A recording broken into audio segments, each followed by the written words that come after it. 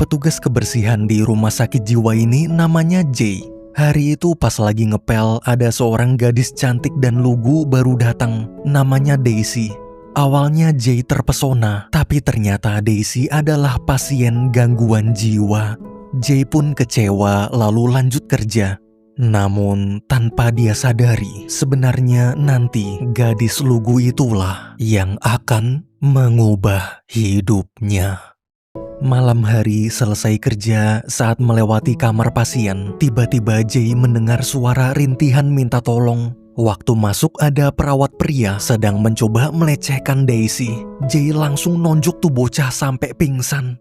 Melihat Daisy sangat ketakutan, dengan lembut Jay mengelus pipinya dan berusaha menenangkan.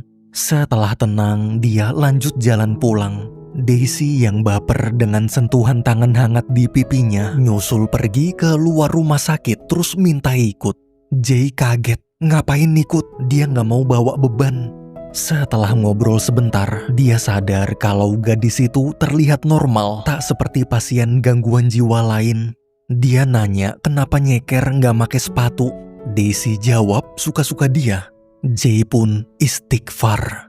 Ketika dimarahi dan disuruh balik ke rumah sakit, mendadak nafas Daisy ngos-ngosan, traumanya kambuh. Jay minta maaf. Dengan lembut dia ngasih uang untuk ongkos lalu pergi. Baru jalan beberapa langkah dia berhenti. Melihat wajah polos Daisy, hati Jay luluh. Dia nggak tega ninggalin. Saat ingin menghubungi keluarganya, ternyata Daisy hidup sebatang kara. Di tengah kebingungan, Jay dapat ide. Bukankah wanita di hadapannya ini bisa jadi sosok pacar yang sempurna? Sebenarnya Jay adalah anak keluarga sultan kaya raya yang menyamar. Dia juga playboy. Karena punya segalanya, dia jadi semena-mena. Kerjaannya tiap hari cuma ngabisin duit bapaknya. Ayah yang muak dengan gaya hidup anaknya pun membekukan seluruh aset, rekening, serta kartu kredit lalu mengusir dari rumah biar ngerasain susahnya cari duit. Bukannya berubah, tuh bocah malah terus foya-foya sampai punya utang gede banget. Di pacuan kuda, dia mempertaruhkan sisa uangnya, malah kalah dan rungkat.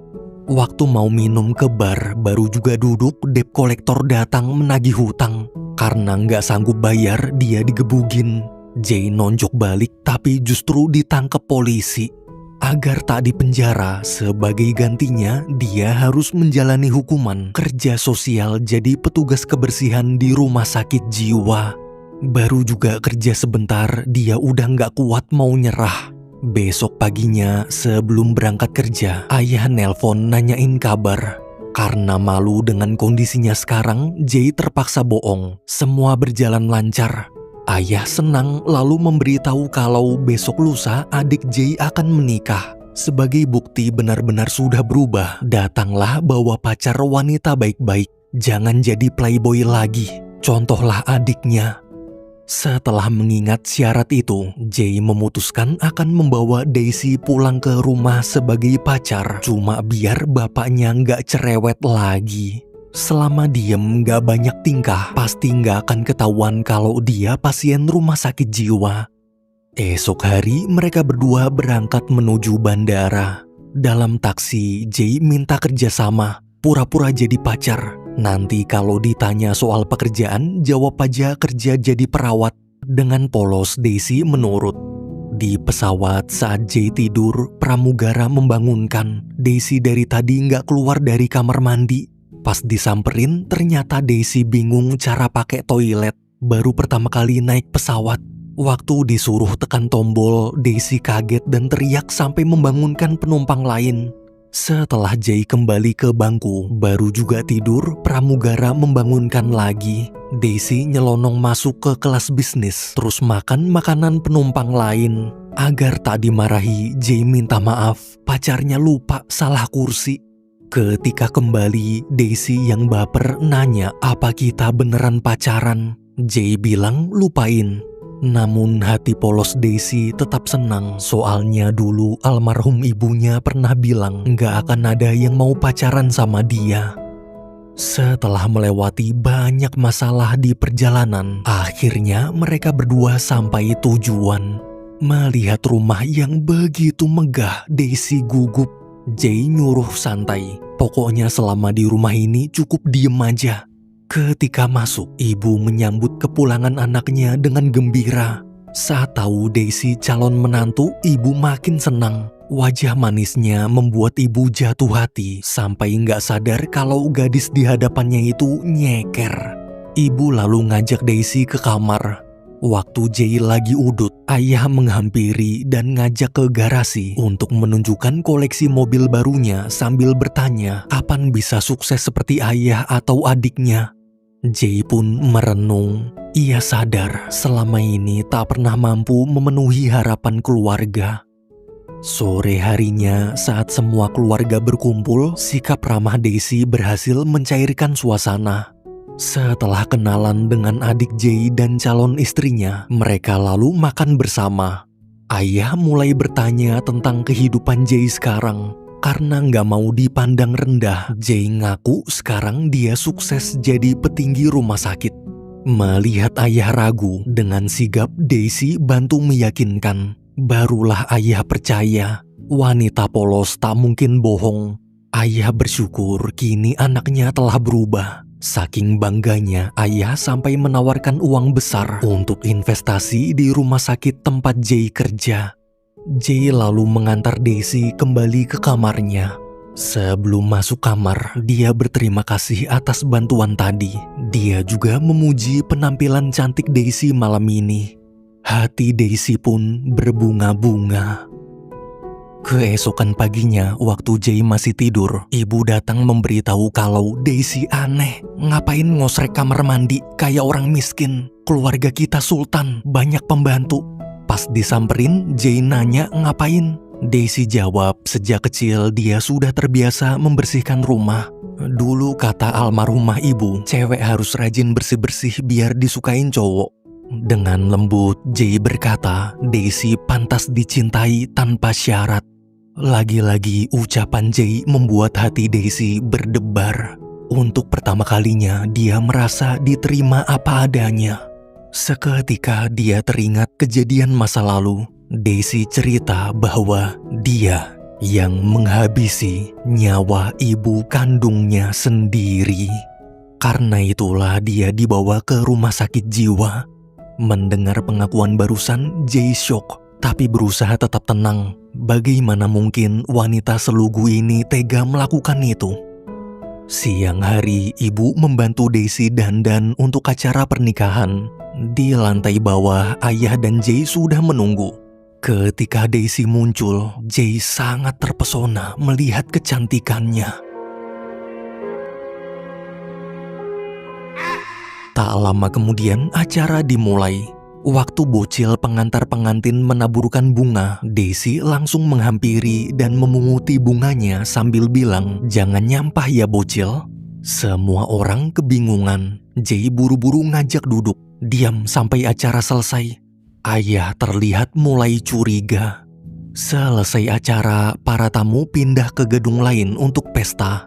Daisy kagum, gedungnya mewah banget. Ia lalu mengajak Jay berdansa. I never even danced with anyone.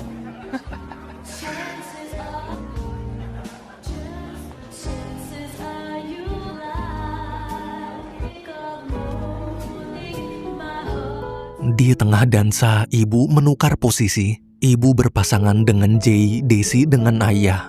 Mumpung ada kesempatan berdua, ayah coba menggali informasi tentang Jay. Bagaimana kehidupan putranya sebenarnya. Daisy kesulitan berbohong. Ayah terus memaksa jujur sampai Daisy sesak nafas. Jay segera membawanya keluar gedung. Di luar, ayah dan Jay berdebat hebat. Ayah tahu ada yang disembunyikan. Karena muak, Jay akhirnya jujur menceritakan pekerjaannya sebagai tukang bersih-bersih rumah sakit jiwa. Daisy adalah pasien rumah sakit itu. Mendengar pengakuan putranya, ayah sangat kecewa. I gave that necklace to you.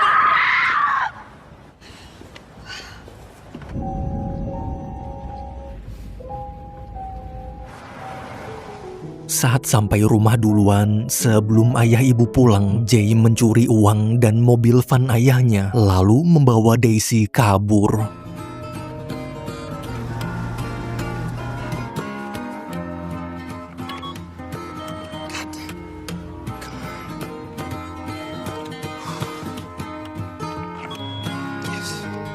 Sepanjang perjalanan, Daisy terlihat begitu gembira, seperti sedang pergi berpetualang. Namun Jay berbeda, dia gelisah. Saat ini dia sedang jadi buronan polisi. Tak hanya kabur dari hukuman kerja sosial, dia juga membawa lari pasien rumah sakit jiwa. Jika tertangkap, hukuman akan jauh lebih berat. Agar masalah tak semakin besar, sorenya Jay membawa Daisy ke stasiun dan berencana meninggalkannya di sana. Sebelum pergi, dia memberi uang sambil bilang ada perlu sebentar, tunggulah di sini. Daisy bisa merasakan makna yang tersirat di balik kata-kata itu, tapi dia memilih untuk tetap percaya. Percaya bahwa Jay tak mungkin meninggalkannya. Setelah Jay keluar stasiun, Daisy berusaha menenangkan diri. Hatinya penuh harapan. Jam demi jam berlalu, dia terus menunggu. Sendirian. Hingga malam hari, karena hanya memakai baju tipis dan tanpa alas kaki, cuaca terasa sangat dingin. Petugas stasiun yang kasihan menghampiri lalu menawarkan bantuan. Daisy menolak. Dia sedang menunggu kekasihnya. Sementara itu di jalan, Jay ditelepon dokter rumah sakit jiwa yang menangani Daisy. Dokter marah-marah kenapa dibawa keluar. Tak hanya mentalnya terganggu, tubuhnya juga lemah. Gimana kalau sakit? Mendengar ucapan dokter, Jay merasa bersalah, lalu memutuskan putar balik. Tengah malam, waktu Daisy mulai putus asa dan berjalan ingin minta tolong petugas, tiba-tiba ada yang memanggil dari belakang. Melihat Jay kembali, Daisy menangis terharu. Dia minta berjanjilah jangan pernah meninggalkannya lagi. Jay pun berjanji. Besoknya di hari yang cerah, mereka berdua kembali berpetualang. Meski tak tahu mau kemana, tapi mereka terlihat menikmati perjalanan. Sikap Jay juga berubah. Dia benar-benar memperlakukan Daisy seperti pacar sungguhan. Di tengah jalan, mereka mampir ke supermarket. Waktu Daisy belanja di dalam, Jay nunggu di luar. Mendadak ada mobil polisi datang. Jay buru-buru masuk lalu mengajak Daisy kabur. Tapi sayang mereka ketahuan.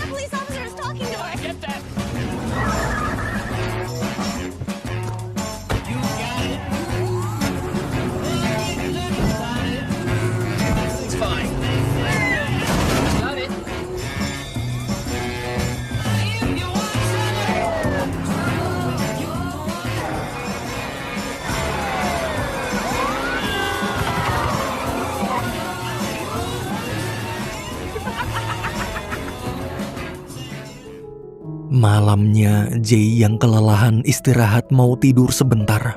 Tak lama kemudian, Daisy membangunkan. Ada mobil polisi mendekat. Karena tak sempat kabur, Jay sembunyi dalam lemari.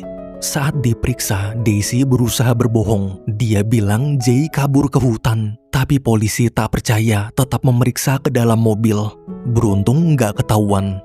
Polisi pun mulai menelusuri hutan. Daisy langsung lari mengambil kunci mobil polisi dan membuang ke semak-semak lalu menyuruh Jay keluar lemari.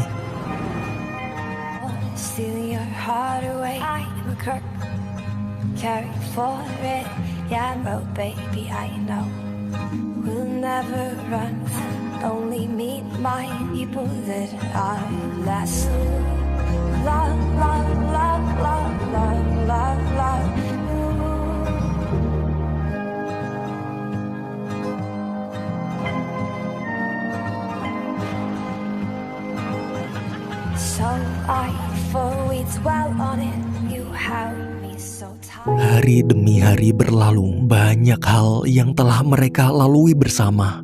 Suatu hari mereka mampir ke rest area. Di sana Jay coba mengajarkan menyetir, namun Daisy takut. Jay terus meyakinkan, pasti bisa. Dia bimbing. Daisy tetap takut. Tiba-tiba dokter menelpon lagi. Jay pun menjawab teleponnya di luar. Dokter pusing kenapa sampai sekarang Daisy masih belum dibawa pulang. Jika begini terus, rumah sakit bisa ikut terseret masalah. Jay yang merasa perbuatannya sudah terlalu jauh akhirnya menyerah dan bilang dia akan segera mengantar ke rumah sakit. Tanpa sadar, ternyata dari tadi Daisy mendengar ucapan itu. Dia kecewa lalu nekat menjalankan mobil.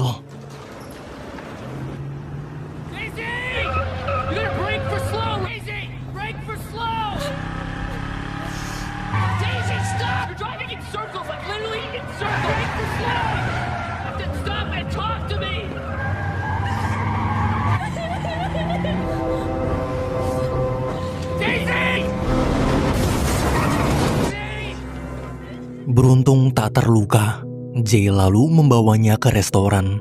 Setelah tenang, dia bertanya, apa benar Daisy menghabisi ibunya sendiri? Daisy cerita suatu pagi dia menemukan sang ibu sudah meninggal dunia. Karena terlalu sedih, dia terus menyalahkan dirinya sendiri. Mungkin ibu meninggal gara-gara dia nakal, tak jadi anak penurut.